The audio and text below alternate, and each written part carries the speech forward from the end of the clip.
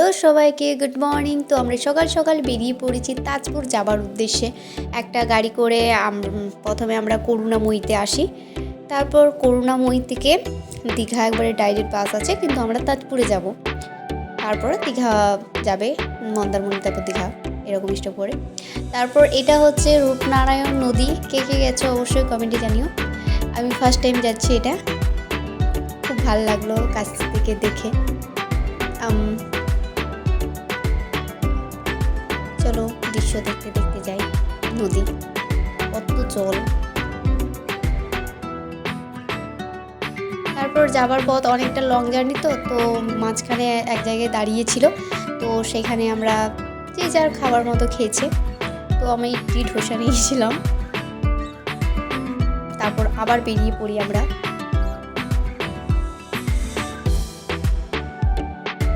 তারপর ওটা একটা জায়গায় নামিয়ে দিয়েছিল, তারপর ওখান থেকে অটো করে আমাদের যেখানে হোটেল বুক করেছিলাম সেখানে পৌঁছে যাই। তো সেখানে পৌঁছে আমরা প্রথমেই লাঞ্চটা করে নিই। লাঞ্চে ছিল ভাত আর ডাল, মাছ ভাজা, আলু পোস্ত, তারপর নুন, লেবু, এইসব ছিল।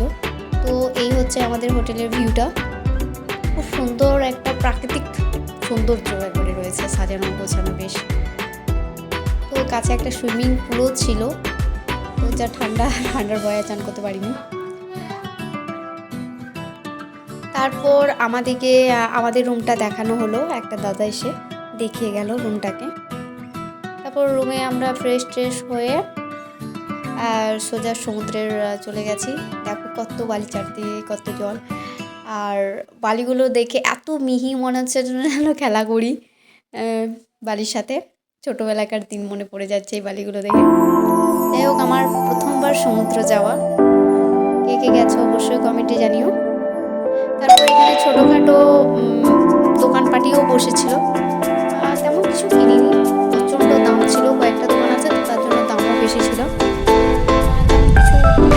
দু একটা জিনিস কিনেছি, প্রদীপ, শঙ্খ,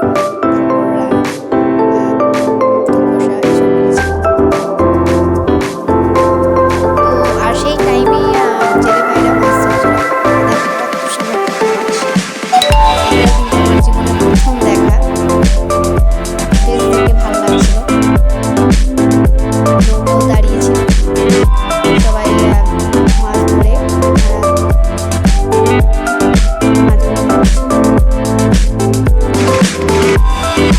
এই হচ্ছে আমাদের রুমটা।